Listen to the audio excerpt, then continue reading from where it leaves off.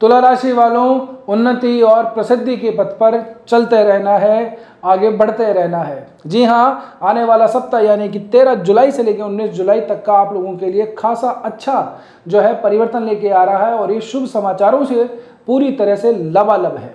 नमस्कार, मैं हूं एस्ट्रोलॉजर रतन सिंह। स्वागत करता हूं आपका अपने चैनल कुंडली शास्त्र में। देखिए, कुछ परिवर्तनों के बारे में बात कर लेते हैं, खामखा समय क्यों व्यर्थ करना है। सबसे पहले तो सप्ताह शुरू होता है हमारा सोमवार से। वैसे तो ज्योतिष में जो सप्ताह शुरू होता है वो रविवार से शुरू होता है, जी हाँ, लेकिन क्योंकि अंग्रेजी समय है, अभी जो भी समय चल रहा है वो मंडे से ही देखें तो 13 जुलाई आएगी। 13 जुलाई के बाद में 14 जुलाई आएगी। 14 जुलाई का समय आएगा, उस दिन होगी अमावस्या। अमावस्या मंगलवार को पड़ती है, तब उसको कहते हैं भौमवती अमावस्या। भौम का मतलब मंगल, ठीक है ना। अभी भौमवती अमावस्या का थोड़ा सा विशेष महत्व रहता है, खास करके पितरों से संबंधित तर्पण करना हो या फिर हमारी पवित्र नदियों के अंदर स्नान आदि करना हो, पवित्र कुंड में स्नान आदि करना हो, तो उसके लिए बड़ा ही शुभदायी समय माना जाता है। आगे बढ़ेंगे, 14 जुलाई के बाद में आएगी 15 जुलाई। 15 जुलाई को गुरु जो है वो अस्त हो जाएंगे सूर्य से। अब इसकी बड़ी चर्चा है कि गुरु अस्त हो रहे हैं, क्या प्रभाव पड़ेगा, अच्छा होगा बुरा होगा, इसके बारे में विस्तार से बात कर लेंगे। 16 तारीख के बाद में सूर्य प्रवास कर जाएंगे मिथुन राशि से कर्क राशि के अंदर। देखिए, जब भी कोई ग्रह सूर्य के आसपास आता है 15 डिग्री के आसपास, तब वो अस्त हो जाता है, ठीक है ना। तो इसमें उस ग्रह का कोई दोष नहीं है, ये सूर्य का तेज ही है। वैसे भी सूर्य के तेज है, सूर्य के आसपास कोई भी आता है दिखाई नहीं देता है। दिन में भी हम कोई भी देखते हैं आकाश में तो सूर्य खुद एक तो दिखाई नहीं देते और सूर्य के आसपास तो कुछ भी नहीं दिखाई देता है, ठीक है ना। वैसे तकनीकी रूप से इसको देखा जाए तो गुरु का पश्चिम दिशा के अंदर लोप हो रहा है। रात्रि के अंदर पश्चिम दिशा में हमको कुछ दिखाई देता नहीं है।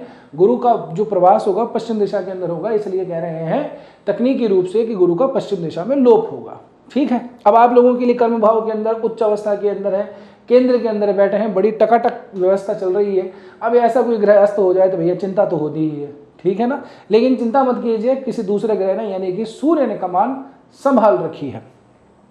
सूर्य जैसे ही यहाँ पर ट्रांसफर करेंगे दशम भाव के अंदर, दिग्बल प्राप्त होता है सूर्य को दशम भाव में। तो क्या होगा, अब जरा सा सरल भाषा में समझ लीजिए, एक एक करके देख लेते हैं। सबसे पहले तो करियर की पॉइंट ऑफ व्यू से अगर देखा जाए तो हाँ, गुरु के अस्त होने से थोड़ा प्रभाव पड़ता है। जब भी कोई ग्रह अस्त होता है तो उसका प्रभाव थोड़ा सा कम हो जाता है, समाप्त नहीं होता है, कम हो जाता है, ठीक है ना।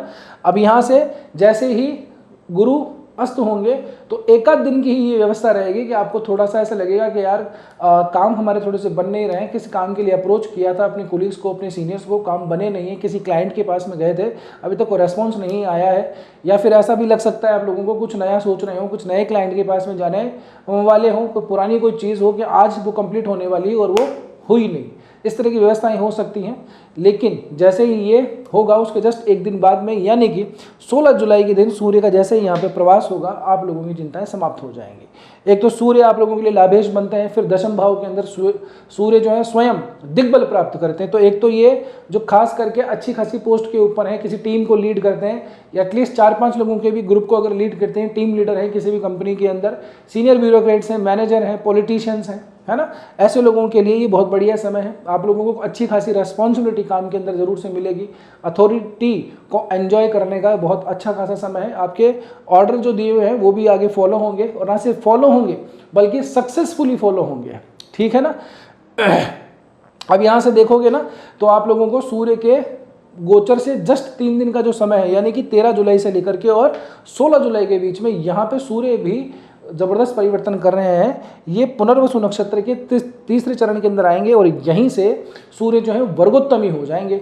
वर्गोत्तमी का अर्थ है नवमांश के अंदर देखेंगे तो ये मिथुन राशि में ही मिलेंगे। तो एक तो पहले ही सूर्य जो है लाभेश आपका एक तो भाग्य भाव में बैठा हुआ है, फिर यहीं पे ये 3 दिनों के लिए वर्गोत्तमी हो रहा है।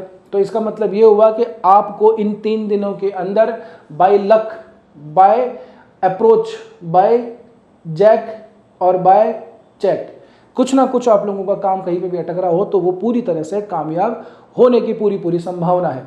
इसी समय पे यदि आप लोगों की सूर्य से संबंधित कोई दशा, अंतरदशा, प्रत्यंतरदशा चल पड़ी तो ये मान के चलिएगा कि ये समय आपका काम अटकने वाला नहीं है, ठीक है ना।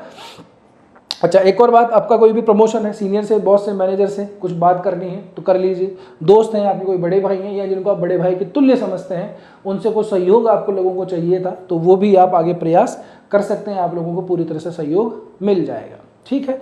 16 के बाद में मैंने बताया जैसे सूर्य में ट्रांसफर करेंगे तो आप लोगों को करियर के अंदर कुछ चेंजेस जरूर से मिलेंगे। ये उन लोगों के लिए ज़्यादा लागू होता है जिनकी चंद्रमा या सूर्य से संबंधित कोई दशा, अंतर्दशा, प्रत्यंतर दशा चल रही हो, ठीक है। लेकिन खुशखबरी यहीं समाप्त नहीं होती। 16 के बाद में आती है 17 जुलाई।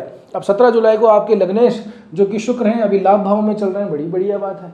शुक्र वैसे 11वें भाव के अंदर इतना ज़्यादा प्रॉफिटेबल नहीं माना जाता है, लेकिन फिर भी क्योंकि आपका लग्नेश है, अब यहाँ पे सब केतु बैठा हुआ है ऑलरेडी, ठीक है। सिंह राशि पड़ती है, केतु स्वयं मघा में है, शुक्र भी मघा में चल रहे थे। अब जैसे ही 17 तारीख आएगी, शुक्र जो है खुद के नक्षत्र पूर्व फाल्गुनी के प्रथम चरण में प्रवेश करेंगे और यहीं पे शुक्र भी वर्गोत्तमी हो जाएंगे।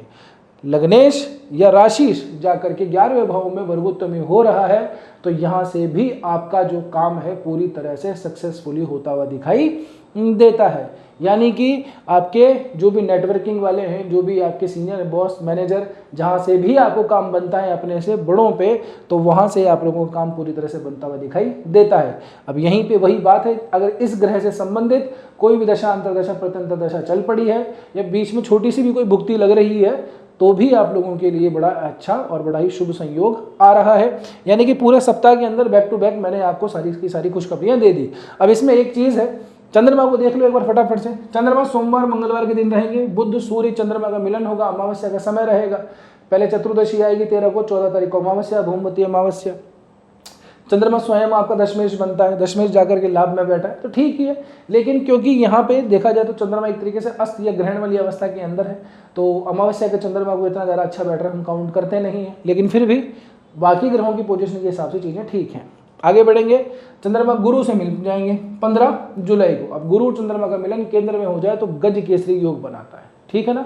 लेकिन ये गज केसरी योग 15 तारीख के लिए कुछ थोड़े समय के लिए ही रहेगा, ठीक है ना, क्योंकि गुरु का जो अस्त होना है वो थोड़ा लेट नाइट के आसपास होगा, लगभग 11:30 बजे के आसपास में। तो सूर्य और क्षमा कीजिएगा, गुरु और जो चंद्रमा का मिलन है ये 15 तारीख के लिए तो आप लोगों को गजकेसरी योग के लाभ प्रदान करेगा। तो स्पेशली 15 तारीख का जो दिन है वो आप लोगों के लिए करियर की पॉइंट ऑफ व्यू से अच्छा खासा डिसीजन लेने का समय बनता है, ठीक है। इसके बाद में देखेंगे तो गुरु अस्त हो जाएंगे और फिर सूर्य भी यहीं पे मिलेंगे आप लोगों को। तो क्षीण चंद्रमा रहेगा, अस्त कोई गुरु हो जाए तो गजकेसरी योग टेक्निकली तो हम देखा जाए तो नहीं बनेगा, लेकिन फिर भी गुरु चंद्रमा की सूर्य की युति, तीनों ही मित्र मित्र की राशि में एक स्वग्रही का, तो ये पूरी जो कॉम्बिनेशन है करियर की पॉइंट ऑफ व्यू से भी काफी ज्यादा शुभदायी दिखाई देती है। आगे का समय आएगा तो यहाँ पे चंद्रमा आएंगे सप्ताह के शुक्रवार और शनिवार को। चंद्रमा, शुक्र, केतु इन 3 ग्रहों का मिलन होगा, दशमेश जाके लाभ भाव में जाएगा। तो ये वो टाइम है जहाँ पे इच्छाएं आपकी पूरी होती हैं, इच्छाएं पूर्ति, करियर में ग्रोथ, प्रोग्रेस, क्योंकि दशम से एकादश यानी कि करियर का आगे का हिस्सा, यानी कि करियर की ग्रोथ, आपकी इच्छाएं, आपके लाभ वहां से दिखाई देता है। तो ये जो 2 दिन शुक्रवार शनिवार का समय है, ये स्पेशली कोई भी काम निकलवाना हो तो इसका जरूर से उपयोग करिएगा, खास करके करियर के पॉइंट ऑफ व्यू से, ठीक है ना। आखिरी का दिन आएगा संडे का, चंद्रमा 12वें भाव में चले जाएंगे। वैसे तो यात्राओं वगैरह का रहता है, तो कोई संडे का दिन को छोटी मोटी ट्रिप अगर बन रही हो, सैटरडे को अगर कहीं निकल रहे हो, संडे के दिन घूमने फिरने का, घूम फिर आइए, ज़्यादा कोई चिंता वाली बात है नहीं है इसमें, ठीक है ना। बाकी अगर बात करते हैं और बाकी ग्रहों के हिसाब से तो ज़्यादा कुछ परिवर्तन किसी में हुआ नहीं है। मंगल ने भी कुछ नक्षत्र के आसपास परिवर्तन किया है, लेकिन ठीक है, इट्स ओके, कोई विशेष चिंता वाली बात नहीं है। मंगल आप लोगों के लिए मार्केश बनता है, 8वें भाव में बैठा हुआ है। तो यहाँ पे मैं आप लोगों को फिर से यही चेतावनी या सावधानी करने के लिए कहूँगा कि थोड़ा सा चोट चपेट का थोड़ा ध्यान रखिएगा, गाड़ी वगैरह थोड़ा सा रश नहीं चलानी है, आराम से चलानी है, ड्राइविंग वगैरह थोड़ी ठीक से करनी है ना। डोंट ड्रिंक एंड ड्राइव, उस चीज़ को फॉलो करना है। थोड़ी सी हमको मंगल की पोजीशन की वजह से दिखाई देती है दिक्कत, और जिन लोगों का तो ऐसा है जनाब के मंगल से संबंधित यदि कोई पड़ रही है हमारी दशा अंतरदशा में, तो ज़्यादा संभावनाएं बन जाती हैं कई बार दुर्घटनाएं होने की। भगवान न करे ऐसा हो, लेकिन फिर भी आपको सावधान करना, सावचेत करना मेरा काम है, सो मैंने कर दिया।